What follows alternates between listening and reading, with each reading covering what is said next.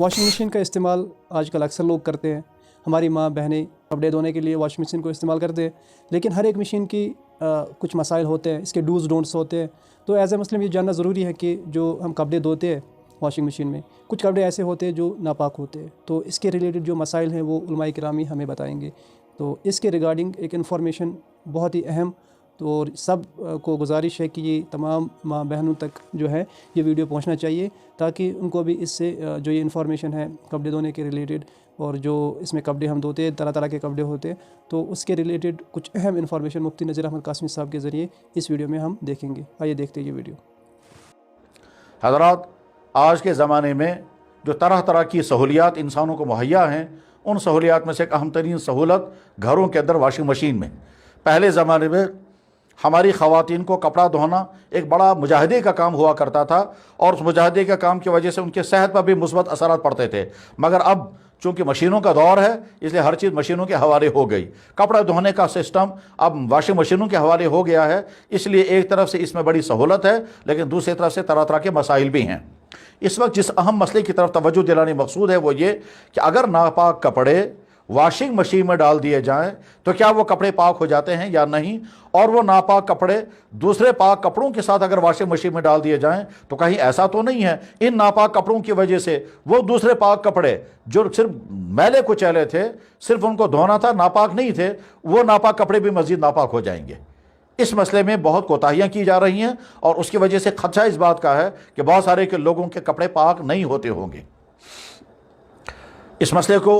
वाज़ेह करने के लिए ज़रूरी है कि पहले ये बात समझी जाए कि इंसान के कपड़ों में नापाकियाँ किस किस्म की लगती हैं। हर मुसलमान जानता है कि इस्लाम ने किन किन चीज़ों को नापाक करार दिया है, और वो नापाकियाँ कौन कौन सी शक्लों में आती हैं।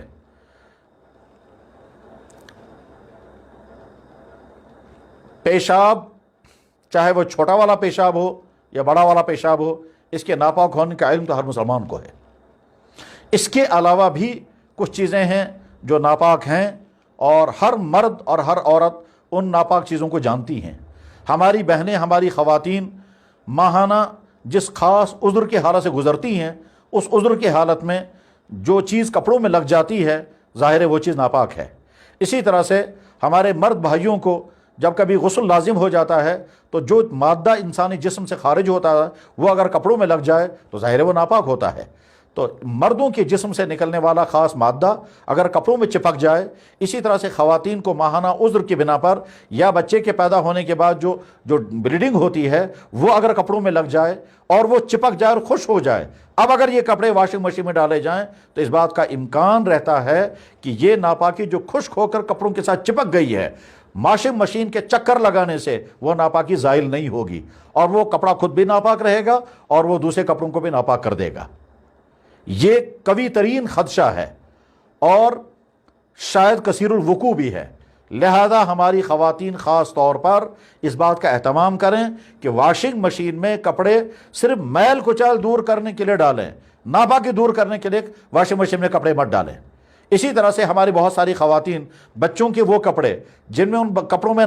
पाखाना लगा हुआ था और वो खुश हो गया था और वो कपड़ों के साथ चिपक गया था, वो जब वॉशिंग मशीन में डालेंगी तो वॉशिंग मशीन के चक्करों की वजह से, वॉशिंग मशीन के पानी में घूमने की वजह से हो सकता है वो सारा पाखाना उस कपड़े से न छूट पाए और वो चिपका रह जाए, और उसके बाद फिर वो कपड़े दूसरे कपड़ों को भी नापाक कर देंगे। लिहाजा जिन कपड़ों के साथ नापाकी चिपक गई हो, चाहे वो मर्दों के कपड़े हों चाहे वो ख़वातीन के कपड़े हों, उस कपड़े को वॉशिंग मशीन में हरगिज़ ना डाला जाए। जिस जगह ये नापाकी चिपकी हुई है उसको अलग से हाथों से ठीक तरह से रगड़ा जाए, चाहे ब्रश से उसको रगड़ा जाए।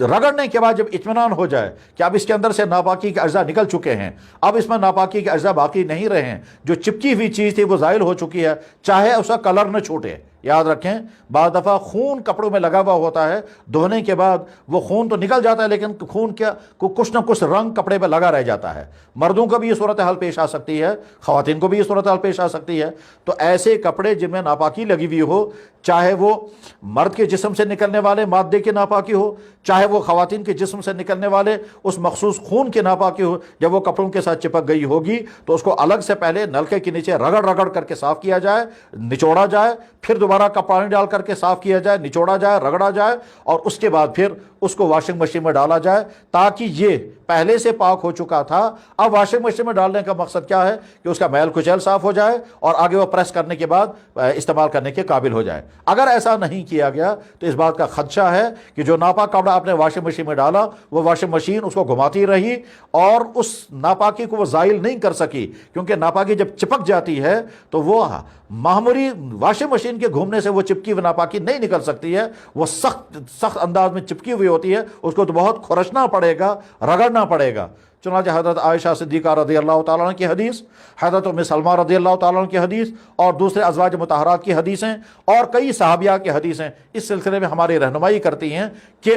وہ پوچھا کرتی تھی اللہ کے نبی علیہ السلام سے، اور اللہ کے نبی علیہ السلام سے پوچھ کر کے بھی جو عمل کرتی تھی تو حضرت عائشہ رضی اللہ تعالیٰ عنہ اس کو کر کے بھی دکھاتی تھی اور سمجھاتی بھی تھی۔ اللہ کے نبی علیہ السلام نے ایک مرتبہ ان سے فرمایا خطیہ ثم قرصیہ ثم رشیہ، کہ ان کو کھرچو، ان کو رگڑو اور رگڑنے کے بعد پھر پانی بہاؤ ان پر۔ غرض یہ کہ حدیث مبارک کے الفاظ جو بخاری میں بھی ہیں، مسلم شریف میں اور دوسری تمام حدیث کتابوں میں ہوتے ہیں وہ ہمارے رہنمائی کرتے ہیں۔ خلاصہ یہ ہے کہ واشنگ مشین میں صرف وہ کپڑے ڈالیں جو کپڑے میلے کچیلے تو ہوں، ناپاک نہ ہوں،